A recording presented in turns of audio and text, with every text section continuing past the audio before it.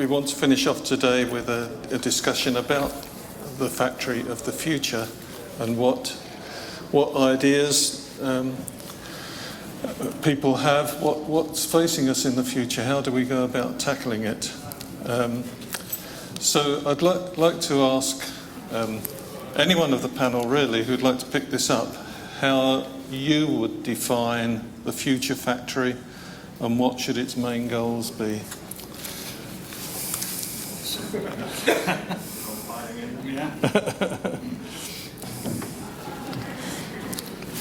Well, thank you for that, gentlemen. So, I mean, I think for the two of you that listened to my speech earlier, thank you for sticking around. You heard me talk a lot about the customer, so I think, you know, it is fundamental that we have to serve the customer. So I think you've got to think, in terms of your approach, it's got to be customer-centred. It has to be give you that flexibility and agility to react and move with those trends. So, which we were just talking about, putting down assets on concrete. Well, you know, do you put them on wheels or do you put them on pegs? How long are they going to sit there? How do you retain that flexibility? And that probably the second client, I think, for you then is the operator. So how do you keep it operator-centred, enable that person to deliver the most effective work in their place of work and apply that lean principle? Yeah, keep it simple. Thank you. We'll have some more, if there are any, but please like questions from the floor, and we will pass a mic to you if you'd like to speak. So do we have any questions? Stick your hand up. No, not ready yet? Okay. One on the right, sorry. Thank you. Good afternoon, Lee Reddington from the National Skills Academy for Food and Drink. I think if you're talking about Factory of Future, it goes very much back to what Simon was speaking about earlier on and a few others around skills. It's all right having a really fancy piece of equipment and a nice shiny factory, but if you haven't got the people to operate it effectively, then you're going to struggle. What I found a little concerning earlier on when people were talking about skills, they mentioned automotive engineering training, mechatronics for automotive that could be adapted for food and drink. Well, in actual fact, there's programs being developed for food and drink specifically. So there's a food and drink engineering maintenance technician program, food science and technology. All these programs should be well promoted to food industry so they're getting things that are fit for purpose rather than vanilla approach. Have you got any thoughts on that? Well, perhaps I should come back as I was the presenter that talked about that very issue. What we were trying to talk about there was about taking a core skill set and understanding how it applies across a range of sectors. And you're absolutely right that there is a huge amount of development at the moment within this sector in terms of trying to understand how the future skills needs are addressed. That said, equally, some of that work is slow in progress, and there is a wealth of clients within that sector that are saying that it's not fit for purpose yet. So they are looking for solutions today. I think any industry, any sector needs to evolve, and it needs to build its skills base from the base up, as you would agree, I'm sure. So the adaptation of, let's say, a mechatronics qualification from an automotive sector into a food factory might seem a leap of faith, but actually 80% of what they do in terms of the box, the building and the process is pretty much aligned. It's then just about how you contextualise the stuff that is important to each sector. So it wasn't a lift and place, it is a very much making sure that it meets the needs of that industry.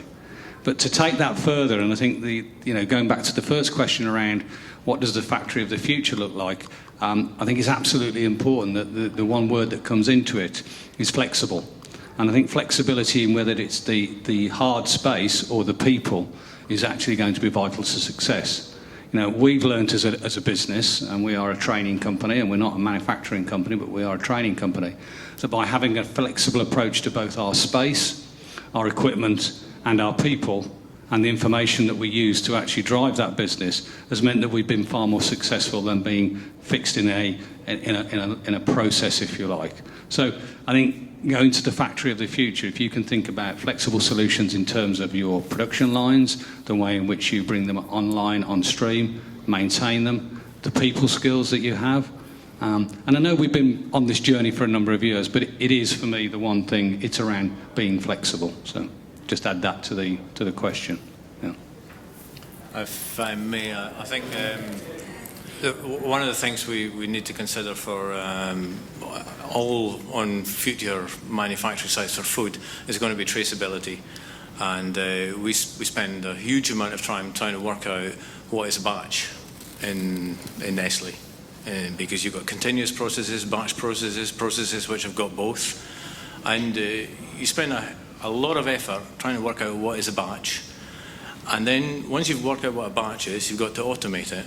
So you have to design your automation system to recognize what is every raw material as it comes through the process and goes out the other end. Because one day, if you have a recall on a batch code, you've got to be able to go back and trace all the raw materials that may have been involved in that batch code, or which processes were involved.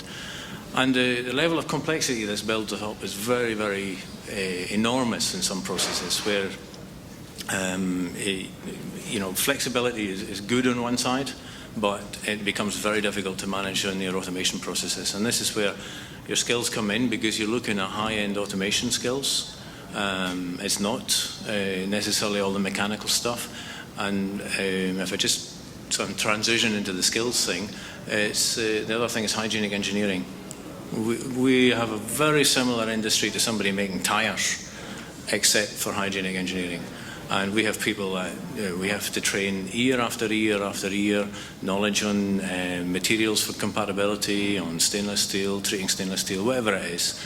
You've got to train people on that specific knowledge, which Simon mentioned the food engineering degree in Sheffield Hallam. And I think this has got to come from there, because these basic skills need to be drummed into engineers early on. Thank you. I think this is the first time the word automation has been mentioned today. And with the living wage now in operation in this country, I think automation is going to be more looked at, and robotics are going to be involved more. I wonder what the panel think about robotics in the future of food. It's me, is it?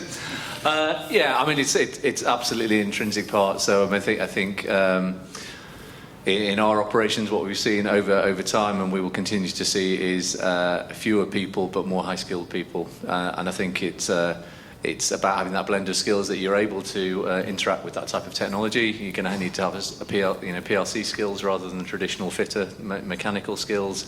Definitely a move towards that. But I think you still got to. I keep a bit of a broken record here. I keep coming back to the customer. You've got to be really clear that you install some wonderful piece of technology which transports the box 3 times around the factory. And when you do the factory tours with the kids, the families, it's always the most exciting bit, and it's the bit that I look at and think, well, there's no added value there for the customer, and it's gone around the place 3 times. So really challenge ourselves to come back to what's the essence of what we do, what adds real value. Condense that space and make the assets work for themselves and have the right skills around them. Thank you. And just adding to that in terms of the automation element and the robotics, it comes back to it comes across all the items that have been covered here in terms of traceability, and also how you run your factory in terms of when orders come in, automatically generating a list of ingredients and everything else, and ideally automatically delivering those ingredients to the manufacturing kit. When you come down the other end, then you're talking about the robotics. Again, it comes back to that keyword of flexibility, in terms of you want to ensure that what your robotic system that you're putting in takes into account potential future shapes, sizes of packaging and finished goods, we'll say, that you're going to deliver out the door. And it's a balancing act in terms of, do you design for all of the things that might come in the future, which cost a clean fortune, or do you try and rationalise and leave space for that in the future so that it can be put in with limited, we'll say, capital expenditure at that time? Thank you. Any other questions, please? Don't be shy. Yeah. I think this aspect of flexibility is obviously quite central, but how does the panel feel that what mechanisms would be in place that allow us to trade off between operational effectiveness and that flexibility? Because obviously those are competing requirements. I think you're talking very product-specific cases now, because I can't think how many products I've worked in, but between coffee, milk, water, baby food, confectionery, every factory design is very different from just in our product categories. And a coffee factory is very specifically a coffee factory. It's not going to produce anything else. And there's 2 or 3 ways of doing it, and it's highly automated. So when we talk about this plant running, maybe you have 3 people on a shift, and they're running a massive process from beginning to end, and it's fully automated. If you go into another product category, it can be very manual with a high changeover. So I can think of factories where we're changing over the product every 2 hours. So there you need flexibility, and it's a very, very different way of working from a highly process-driven factory. So it's really case by case, and you have to sit down each time when you're designing a plant to find out what the clients want. So as a project engineer, for instance, the client will be the manufacturing team. The manufacturing team don't know what they want, because they've got to go to the marketing guys, and the marketing guys say they're going to produce or sell this. And by the time you build the factory, the marketing guy wants to sell something else anyway. So the flexibility you need to build in a project design has got to be something which transcends the marketing manager's lifespan in his role. So it's going to be very different from business to business. Ice cream is tremendously variable. I mean, we had a huge flexibility, very highly consumer driven, a lot of changeovers, and one production line in ice cream can produce 30, 40, 50 different products. It's possible. Okay. Anyone else? I think there are lots of issues being raised today, and I just wondered, what trends are coming along in technology that are going to affect what we do in the future?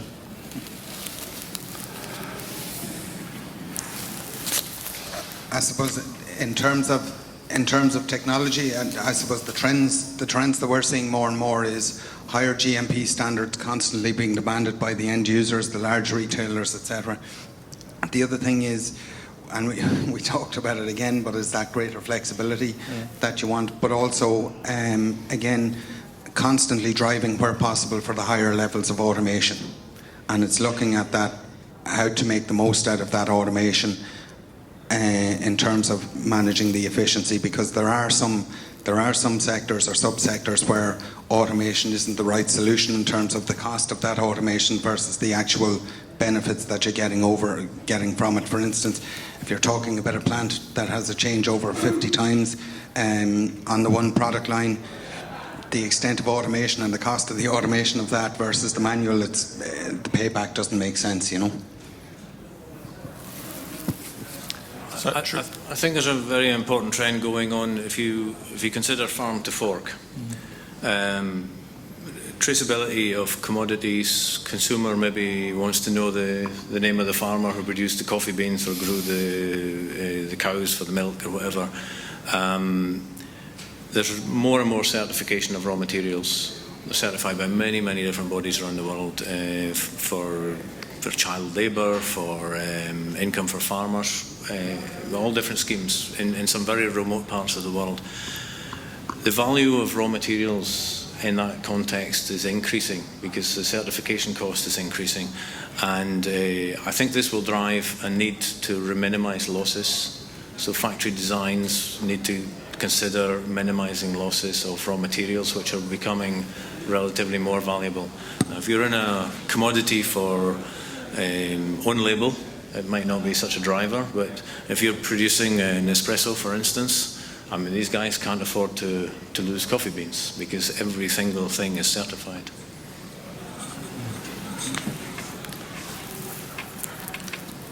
That prompted any questions? Any subjects that we haven't covered that you'd like to cover? Yep, it's two here.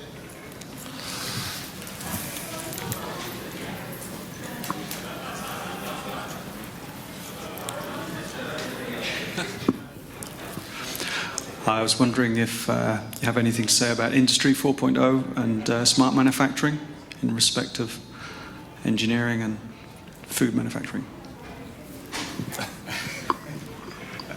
I'm not an expert, but obviously 4.0 is on its way. We understand that.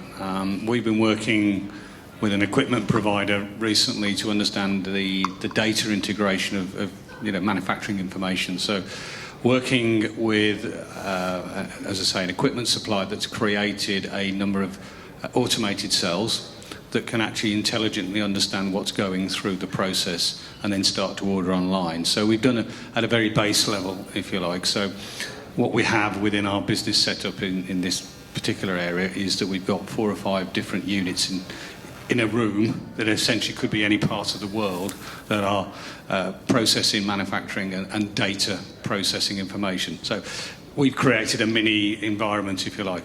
And what it's teaching us is that the skills of the future of the people who manage and operate that are going to be completely different. So if you imagine a few years ago I was an apprentice and I learned a set of skills. I've adapted and used some of those skills throughout my life.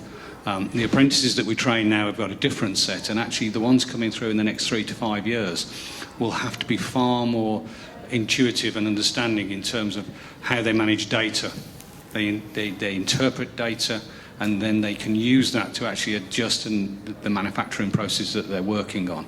So from a manufacturing engineering point of view, a production engineering point of view particularly, there is going to be a sea change shift in terms of data management and understanding, because I don't know how many people in the room understand what's going on in that arena currently, but it is something I think is going to come fairly quickly, and it will catch us unaware of what we're trying to do.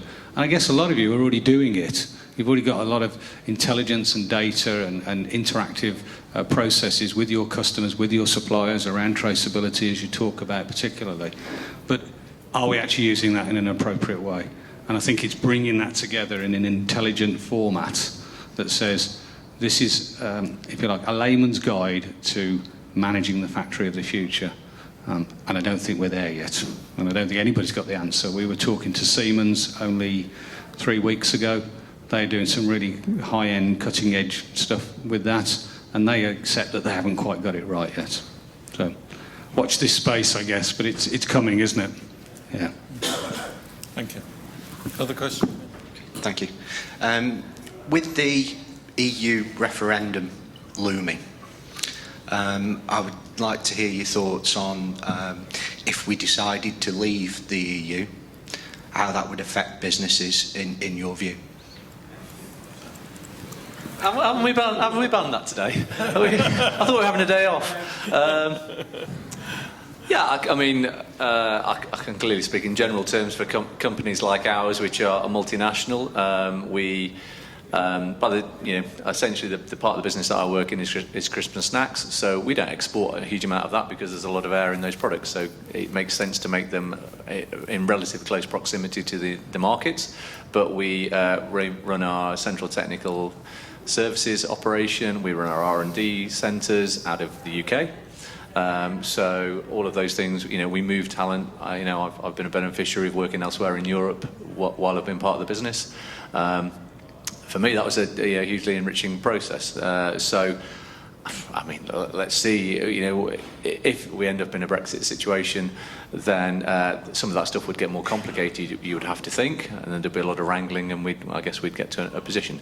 Officially, as a business, we don't have a position. We believe it's for individuals to make their own decision, but clearly it would make it more complicated, not less, for us as a business. Yeah. Anyone else want to? No, I think Simon's right. Food generally is not a tradable commodity. Raw materials maybe are, and there are examples of food which clearly are, for instance, Nespresso again. But most food eaten in the UK will be produced in the UK because it's a very expensive product to move across long distances. And I mean, if you look at the supply chain for water factories, I'm guessing your business is similar, I mean, once you get above 200 miles transport distance, it starts to get expensive to transport the product. So different foods will have a different transport distance, but it's not a hugely traded commodity like many others. So, but again, we have no official position, and I'm not saying a word. I think time to move on. Another subject. Anyone else, please? Okay. Is there anything we've missed?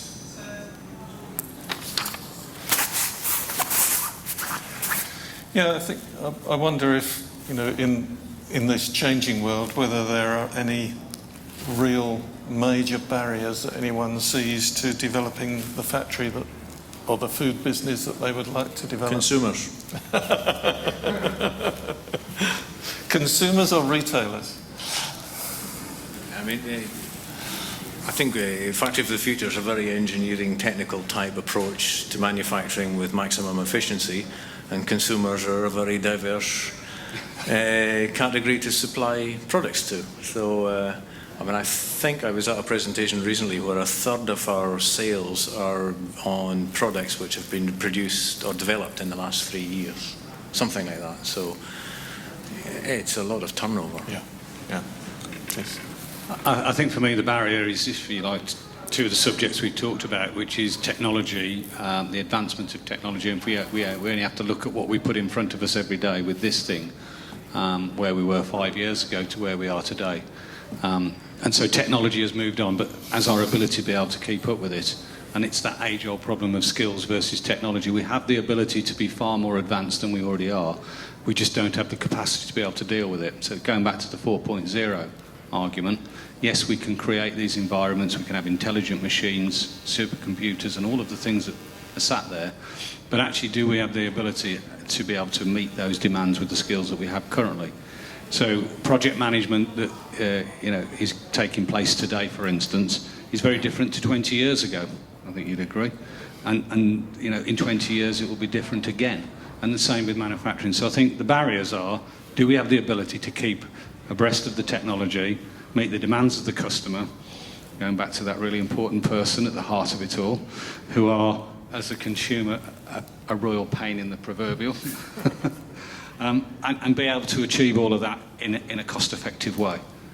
And you then start to question, have we got it right? So there's some fabulous examples around this room, I'm sure, of where you are getting it right. So it's about doing more of the same, doing it more effectively, but learning from what we've got the opportunities in the future. The future is there, we just got to imagine it, and I think that's my view. Yeah.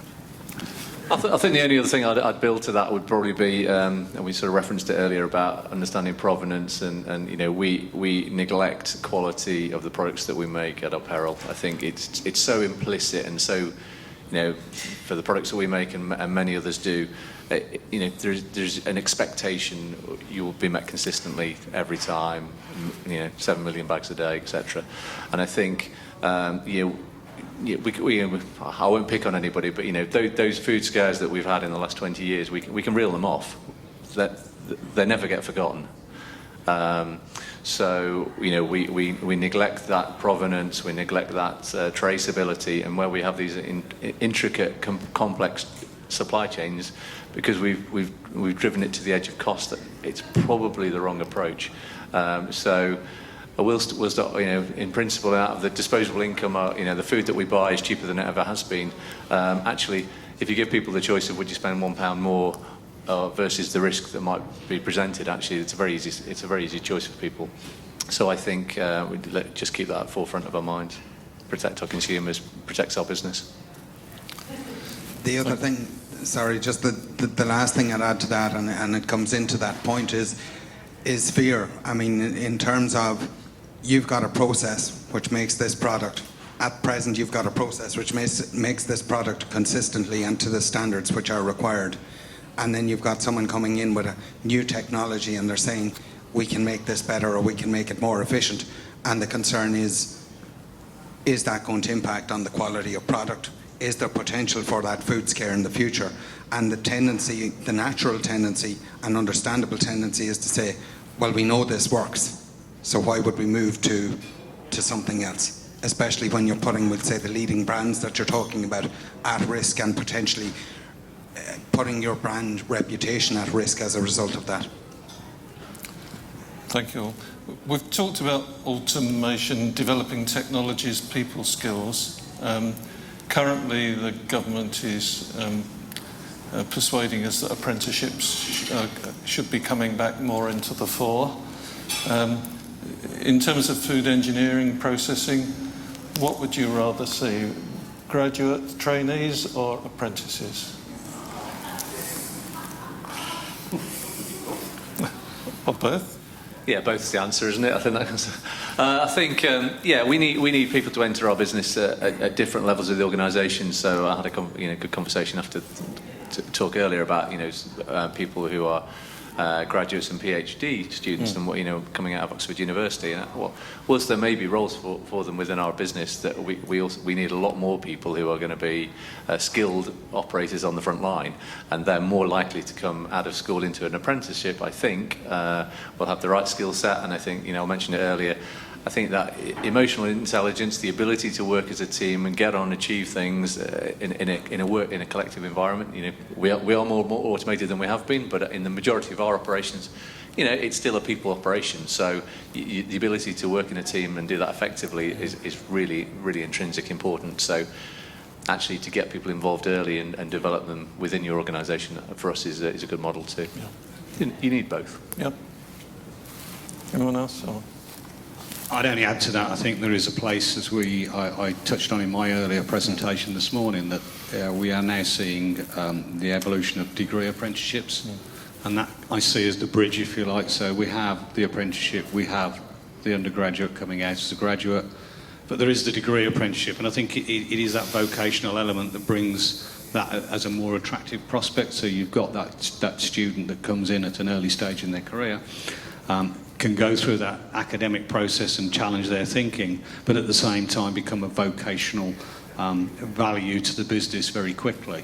So I do see that. I think a number of companies that we're engaging with are seeing that as a real strong option in the short term, particularly around some of their engineering. I think on some of the science subjects, they still see the traditional graduate route, because obviously there's that level of skill required and knowledge. So I think there's a place for everything, but with the degree apprenticeships, I do believe that there is a gap that has been bridged, and one that I welcome, and I'm sure most companies will when they understand how it works and goes forward. I agree, thank you. Does anyone else have a question? Yeah. Thank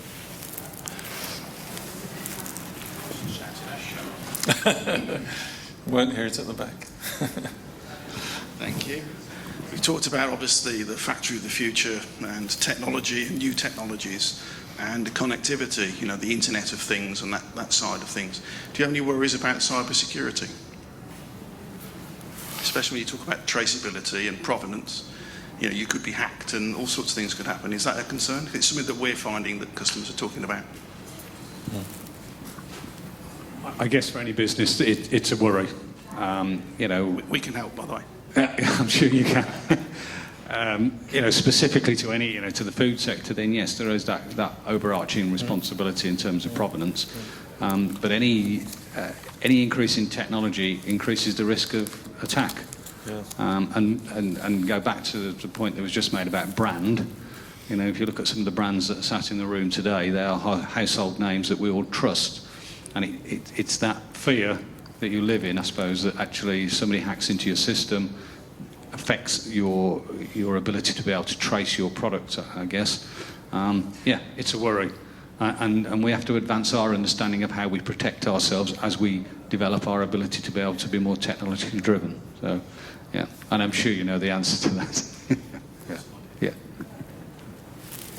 Yeah, I think that's right. I think the primary concern will probably be that it destabilises your own operation, the consumer risk into the marketplace. I think we're not in a position, we still have the physical controls in place, so you'd have a number of ways of mitigating that, I think. So I wouldn't sit here hugely concerned about the consumer today, although there may be stuff that I don't understand, let's be clear. But absolutely, in terms of its ability to destabilise your operation and stop it, absolutely, that's a relevant concern for people.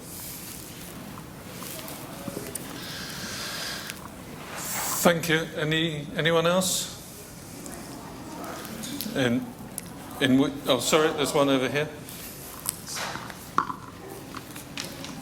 Going back to apprenticeships and degrees and graduates, do you think there's enough work done collaboratively within the food industry to make this sector more attractive to young people? Do you think more could be done? Because there's a massive array of careers available that are really interesting and exciting, but because of the lack of careers advice in schools, that nobody knows about.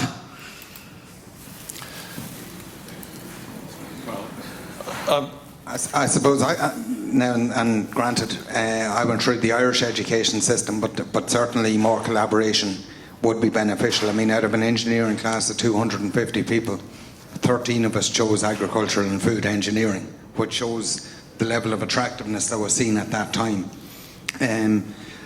I think trying to convey across to people that it is a hugely interesting, hugely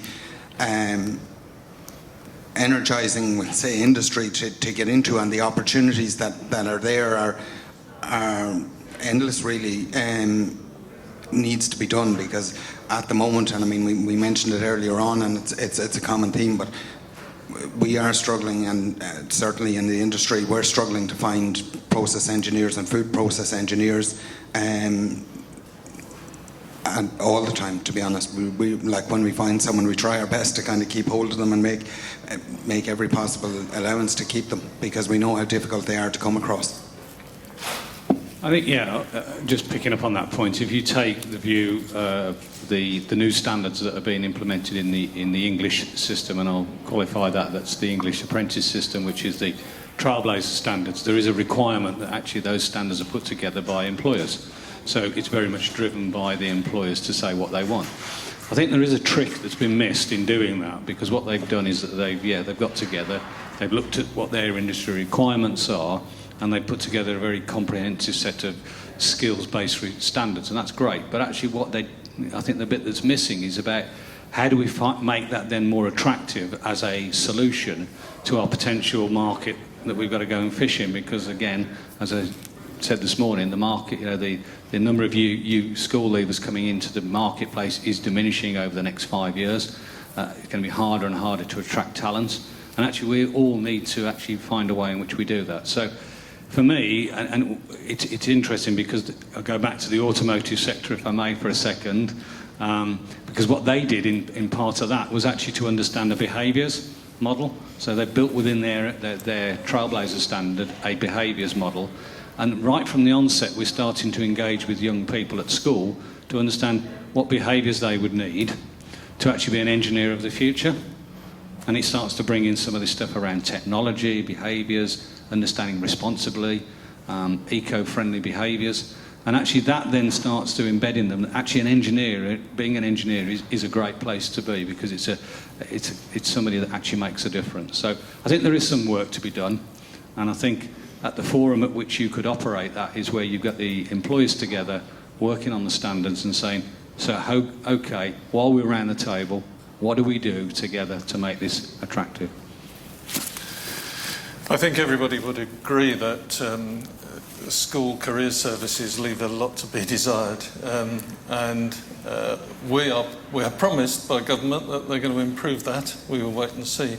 But one important thing about the Trailblazer is that one of the golden rules by BIS for anybody setting up a Trailblazer standard was it had to be just 2 pages of A4, one side, 2 sides of A4. And that was meant to be used then by careers advisors in schools to be able to sell it to youngsters. So they didn't have masses of information to read or not read, but to be given just 2 sides of paper to read. And that can be quite an attractive tool, and I think that will help. But I do agree with you that there's lots of organisations, trade associations, universities, further education colleges, companies, lots of training providers, all trying to dip their toes into this water. And I've been a big advocate that everyone should work together. It's too diverse at the moment, and it needs a common approach. What have you? I think we've still got a fundamental problem that banks pay more money than the engineering industry. And within the engineering industry, Formula One is attractive, cars are attractive, defence industry is attractive, and food industry is a little bit down the queue in terms of attracting interest. And if you want to make engineering more attractive within the food industry, I think it would be nice to have some role models seen to be massively successful. You know, Bill Gates, you need some people that really just make it to the top and just make it charismatic. And I don't know many charismatic engineers. I think there are some on. I think we have some on the panel, don't we? Anyone else? Any last question? No, in which case I'll bring the question and answer to a close and thank the panel very much for their contribution.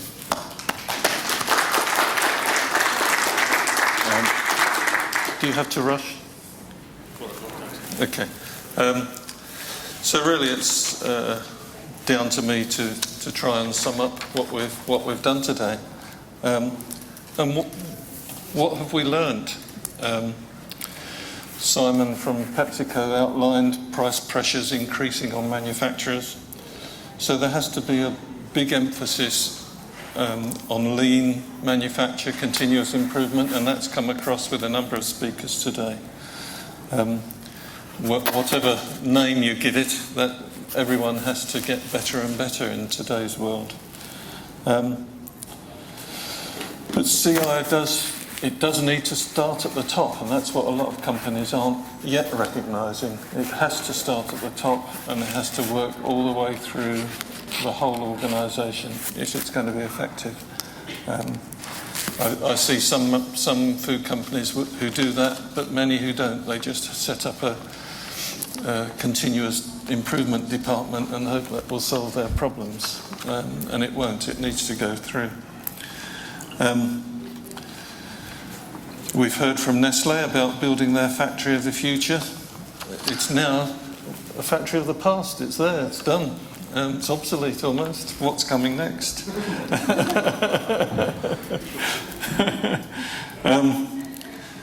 What do we need in terms of engineering skills to get the food engineers of the future? That's the challenge we have now.